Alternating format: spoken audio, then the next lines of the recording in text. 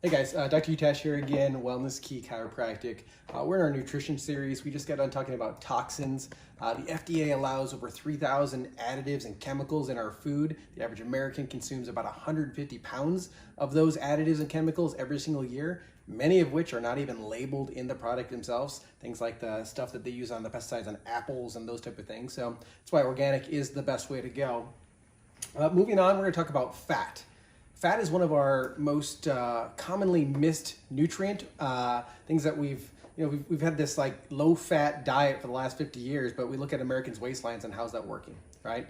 It's not, right? In fact, you can still see the low-fat sour cream, cottage cheese, all that kind of stuff, low-fat skim milk, blah, blah, blah. It's the stuff that I was raised on as well. But, the big thing that we've done in our regular workshops is we kind of have everyone look at their neighbor and say, you've been lied to. You've been lied to.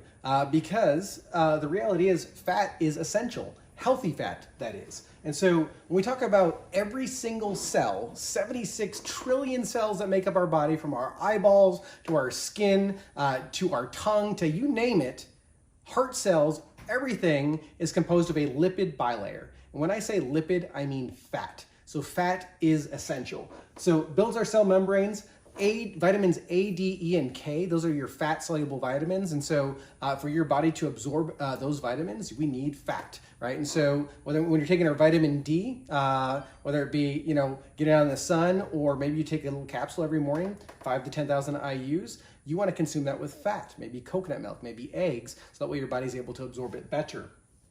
Cushions your vital organs, right? And so all the bouncing around that we do, there is some necessary fat that's around those vital organs. Obviously, extreme temperatures lowers inflammation, the right fat. So I'm talking things like healthy omega fish oil, right? Actually can reduce your level of inflammation. We know that people have had brain injuries. Not only are we replacing and adding new good healthy fats, but we can actually reduce the inflammation of the brain by consuming high doses of super high quality fats.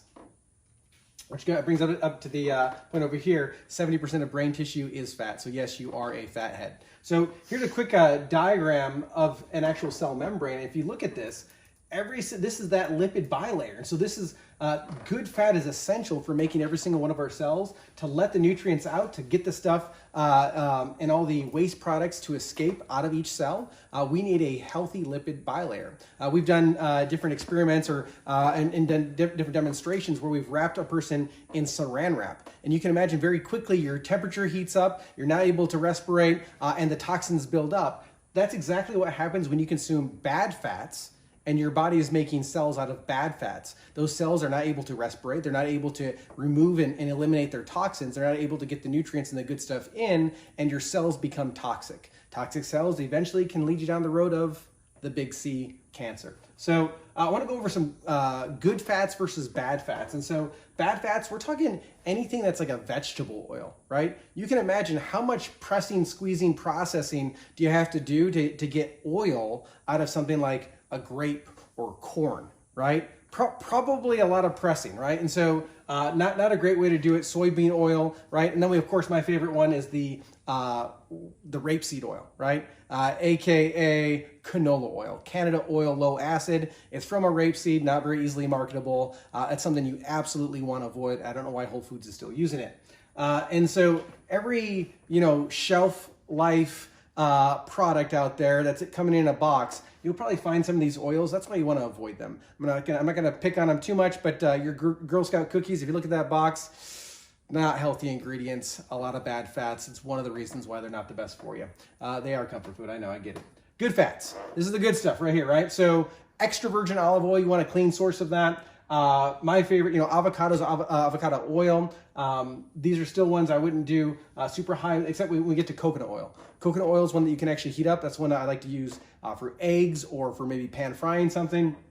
Real raw nuts, seeds, and oils. And then one of my favorite I've been using a lot more lately is real butter. I don't have the same effect. I don't do much dairy in our house, but when it comes to real butter, I enjoy the flavor, and it's something it's a good healthy fat when it comes from a good source. So grass-fed cows, so a healthy source of that dairy going into making the butter, that's the best choice for that. And of course your meat, eggs, and poultry, making sure that they're free range. You are what you eat eats, right? And so making sure you're getting a good source of that, and of course fatty fish. So Many people know me. I go to bed pretty early, and so if I'm at the office late, one of my favorite snacks before bedtime or dinner practically is sardines. And so sardines, a great healthy source of fat. They're good for you. I'd highly recommend it. So again, we talked about that cellular congestion or respiration. You can't get the good stuff into the cell or the bad stuff out. It's why we need healthy fat. So I'm going to encourage you, eat more fat.